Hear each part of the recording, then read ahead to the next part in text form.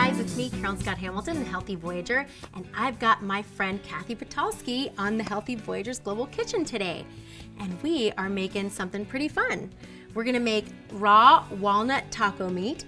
Yum. And Miss Kathy. And I'm gonna whip up some really easy, fresh pico de gallo salsa. It's awesome. So many people think that making your own salsa or anything like that is so time consuming, but it tastes so much better. So easy, so fresh. Yeah, that way you can control what goes in it. You can make it as hot or not hot as you want. Yes. All good stuff. And it's easy peasy because we're not cooking this. We're just throwing all this yummy stuff in the blender to make our walnut taco meat, which is great for raw foodies, people who just want to get rid of meat and you don't want to cook up any fake stuff. This is really, really protein packed and delicious. Yep, you don't even have to turn on any heat. No, it's just perfect. the blender. It's yeah, great. It's perfect when it's hot out. You can just whip it up and ready to go.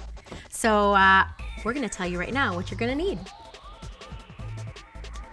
You're gonna need 1 cup of raw walnuts soaked overnight and dried, salt and pepper to taste, a 1/2 cup of olive oil, a tablespoon of tamari or soy sauce, tamari if you want to do it wheat-free. You're gonna need about a 1/2 tablespoon of cayenne pepper, a 1/2 tablespoon of garlic powder, a tablespoon of cayenne, because we're gonna make it a little spicy, but you can bring that down a notch, a tablespoon of cumin and coriander, and a little bit of onion powder. Now for Kathy's salsa.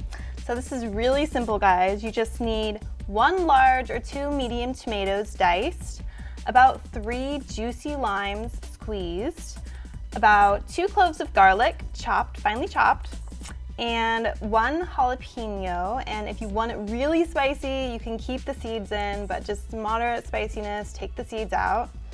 And 1 small red or sweet onion. And then cilantro finely chopped to taste. Some people don't like cilantro, but Yeah. I love it, so add as much as you want. And also salt and pepper to taste as well. Excellent. All right, let's get started. Okay, so to make the walnut taco meat, it is insanely easy. You get a high-powered blender, and by the way, this is Kathy's book. You're gonna have to move your book so that we can blend. We'll move You can hold it like Miss Vanaway. And we're gonna take a high-powered blender. You can use a food processor as well if you don't have a high-powered blender. So we're using the new BlendTec twister jar because it's really awesome to grind nuts. You can grind coffee, you can do all kinds of neat stuff with it. So it's perfect to make raw walnut taco meat. So basically, we're just gonna toss in everything, but if you're using a blender, you always wanna use your liquid first so that it's easier for the blades to get to everything. If you put the hard stuff in first or frozen stuff, if you're making a smoothie, it's really taxing on the blades. So always kind of lubricate, for lack of a better word, your blender. Then we're gonna toss in our walnuts. And again, use raw ones that are unsalted and unflavored so that it takes the flavor of all the other good stuff. Then we're gonna throw everything in. Let's salt it a little bit and pepper it a little bit. And you could do this in a regular blender too, right? Yeah, absolutely. As long as you just use the pulse feature and then again, a food processor too. So you don't need high-powered schmancy stuff, but we got one, so we're gonna use it. I'm gonna give this to Miss Kathy for her salsa. Thank you. And then we're gonna put in our garlic, we're gonna put in our onion, Amazing. yummy, the cumin, the coriander. It's basically like a homemade taco the secret mix. ingredient to like Mexican cuisine. Yeah, exactly. And you know, instead of buying that like really gnarly taco flavoring mix, because it's full of all sorts of fillers and chemicals, this is basically the base of a taco mix. If you add in some chili powder, that helps too. But we're using cayenne because we need a little heat. And then we're putting in our soy / tamari. And then we're good to go. Nice. And we're gonna go ahead and put it in our twister jar and pulse it. For the twister jar, you wanna hold the top instead of putting the top down, just to make sure that those sides get all the stuff. It's really helpful so you get everything mixed into your blender.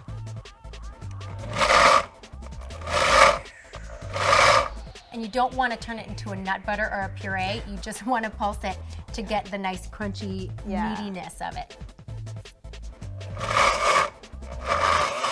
Taco pate.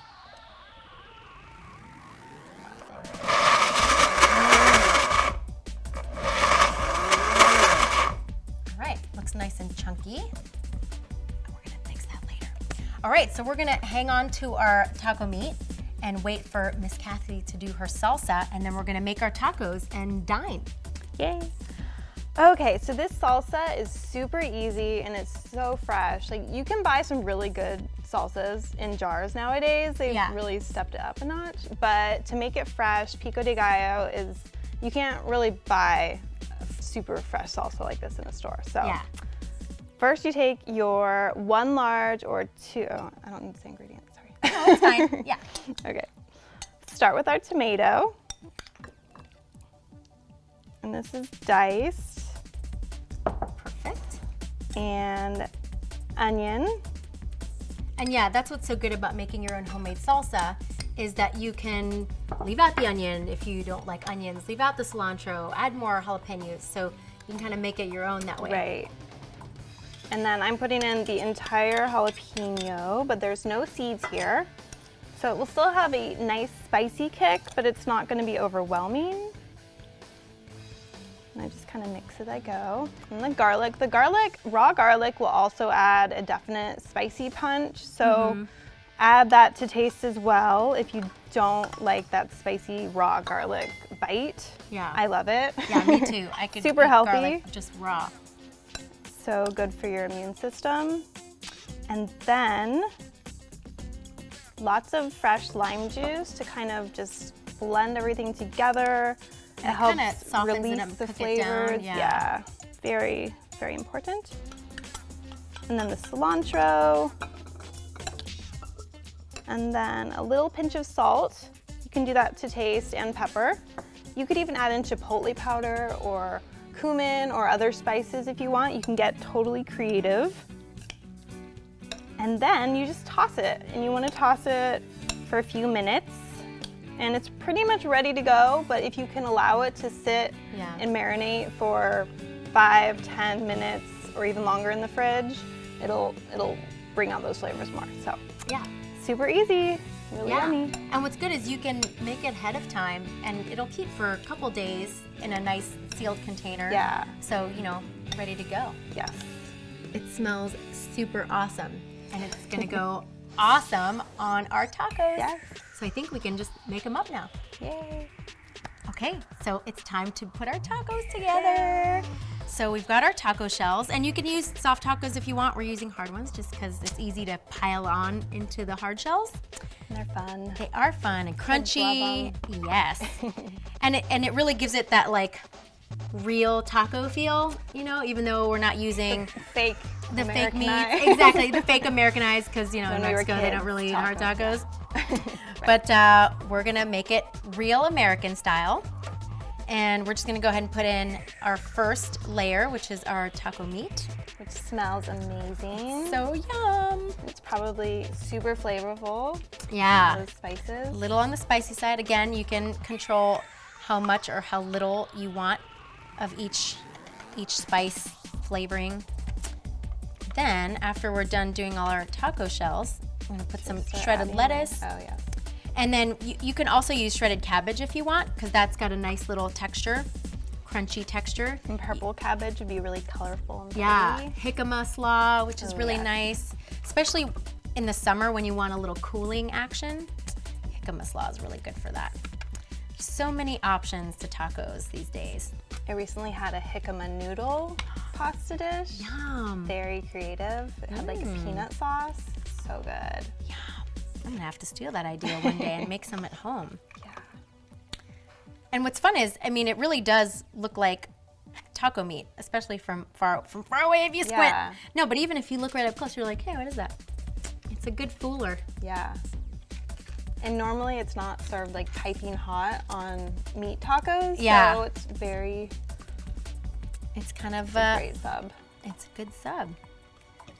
All right. I'll have Miss Kathy help me do some lettuce action, and then we'll top it off with her beautiful salsa, and then it's time to enjoy. But again, you can top it with whatever you want. You can put vegan cheese. Some like cashew sour cream would be really good. Super yum. Also Mix and hot match. sauce right Also- on top. Guacamole Yes. Why do we not have guacamole? We have some in the fridge. Wink, wink. Yeah. We also have a giant plate. We've got some leftover meat for later. Having trouble with that? Have some leftover meat for later. And I think it's time to say goodbye and enjoy these babies. Yay. I hope you like our taco recipe and Kathy's salsa recipe. So if you did, please give us a like. And if you have any comments or questions or anything, put them down below. If you happen to make your version, share your pictures with us all over social media. You can find us both on Facebook, Twitter, Pinterest, Instagram, everywhere. You can find me at Healthy Voyager. And I'm at Lunchbox Bunch on Twitter and Kathy Patowski on Instagram. Awesome. And healthyvoyager.com. Make sure you get Kathy's new book. Yes. Healthy, Happy Vegan Kitchen. In stores now. Yes. Tons of recipes in here. Yeah, all good stuff. Give us a like, put down the comments, follow us everywhere, subscribe, and I guess we're gonna go enjoy these and we'll see you guys later. Join us next time. Yay. Thanks, guys.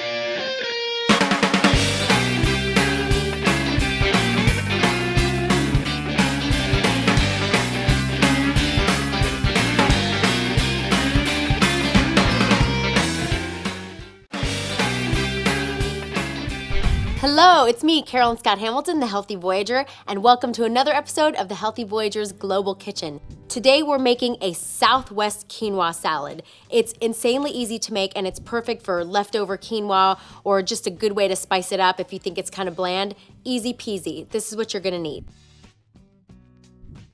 1 cup of dry quinoa, which yields 4 cups when it's cooked. 1 cup of black beans. 2 to 3 diced tomatoes. 2 to 4 diced green onions, about a 1/4 cup to a 1/2 cup of chopped cilantro, salt and pepper to taste for the dressing, a tablespoon of olive oil, 2 tablespoons of fresh squeezed lime juice, a dash of cumin, a teaspoon of sugar, which is going to cut the acidity of the lime juice, and 2 tablespoons of vegan butter. All right, let's get started. Okay, so first we're going to make the dressing. We're gonna start with the olive oil and the softened butter. You can leave it out just at room temperature. It'll be nice and soft so that you can mix it well. Make sure all the ingredients for the dressing well incorporated. Lime juice, teaspoon of sugar. Now we're gonna use just a dash of cumin, maybe a little bit more to flavor that up. And then just a little bit of salt. You don't want to go overboard. And some pepper. All right. So now we're just going to mix this up. And that's why it's important to have softened butter so that the lime juice kind of cuts into it and you get a nice, clean, well-incorporated dressing. And once we've gotten everything well incorporated, we're just going to toss it into the quinoa. Now your quinoa should already be made. If you use a cup of dry quinoa, you're gonna yield about 4 cups of cooked quinoa, which is perfect for this salad. And what I like to do is instead of using 1-to-1 where you're using 2 cups of water to 1 cup of quinoa, I do vegetable broth. So it gives the quinoa a little bit more flavor. So you're not just having bland quinoa, which is a good idea whenever you're making quinoa anyway, to give it some extra flavor. I know a lot of people say quinoa can be a little bland. So veggie broth or like a vegan chicken bouillon makes really good quinoa. All right, so we've gotten our dressing. It looks nice and creamy. And once it's all ready to go, we're just gonna toss it right over the quinoa. Make sure you get all that dressing and pour it generously over the quinoa. Make sure you get all of that.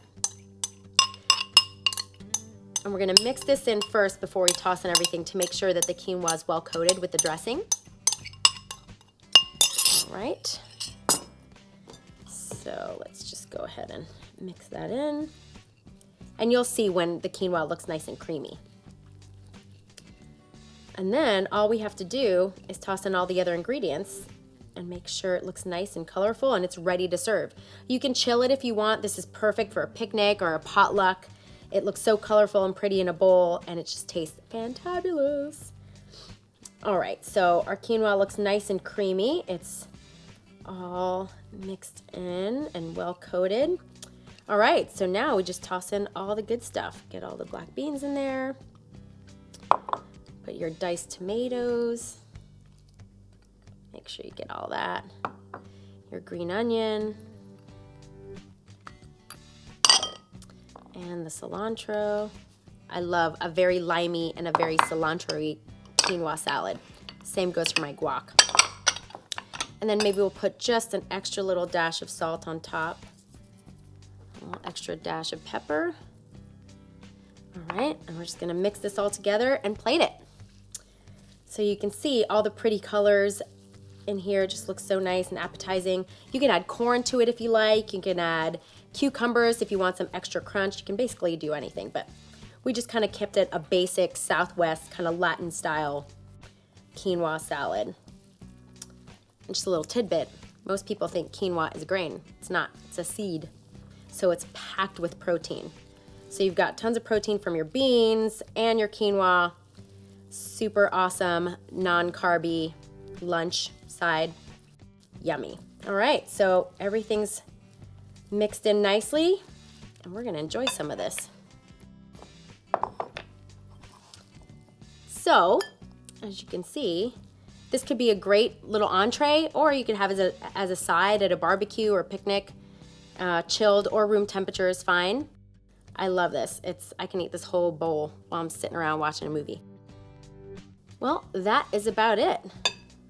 You can make it nice and pretty and put a little sprig of cilantro on top, and you're good to go. If you like this recipe, please give me a thumbs up. If you have any questions, comments, concerns, or requests of something you'd like me to make here on Global Kitchen, put it down in the comments below. Don't forget to hit subscribe to our channel, and make sure you follow me on all social media platforms, Twitter, Facebook, all under Healthy Voyager, Pinterest, Instagram, everywhere. And also go to healthyvoyager.com, my website, for weekly recipes. I'm gonna go enjoy this, and I will see you next time on the Healthy Voyagers Global Kitchen. Bye.